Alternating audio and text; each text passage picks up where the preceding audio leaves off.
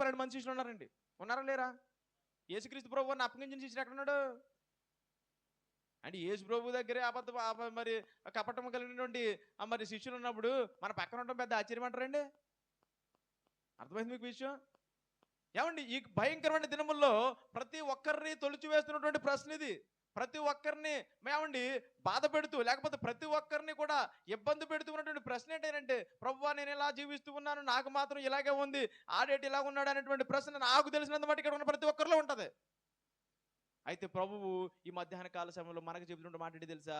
అతనికి ప్రతిఫలం ఆయన ఇస్తాడు, మనకు ప్రతిఫలం కూడా ఆయన ఇస్తాడు. ఇదిగో నేను త్వరగా వచ్చుచున్నాను, ప్రతి వానికి వాని వాని క్రియలు చొప్పున నా యొద్ద జీతము సిద్ధముగా ఉన్నది. మనం చేసే ప్రతి క్రియకి కూడా దేవుని దగ్గర ఏముందండి? గిన్నె చల్లీళ్ళు ఇస్తే దాని ప్రతిఫలం పొందుతామన్నాడు ప్రభువు. కాబట్టి మనం చేసే ప్రతి పనికి కూడా ఏముందండి? ఆ మోసపోకడి, దేవుడు వెక్కిరింపబడడు. నువ్వు ఏమి విత్తుతావో అదే పంటను కోస్తావు. పరలోక ప్రార్థన చేస్తారు ఏమనంటే, మా అపరాధములను మేము క్షమించిన ప్రకారము మా అపరాధములు నీవు ఎవరైతే మనం ఎంతైతే క్షమిస్తామో అంతే క్షమించబడతాం.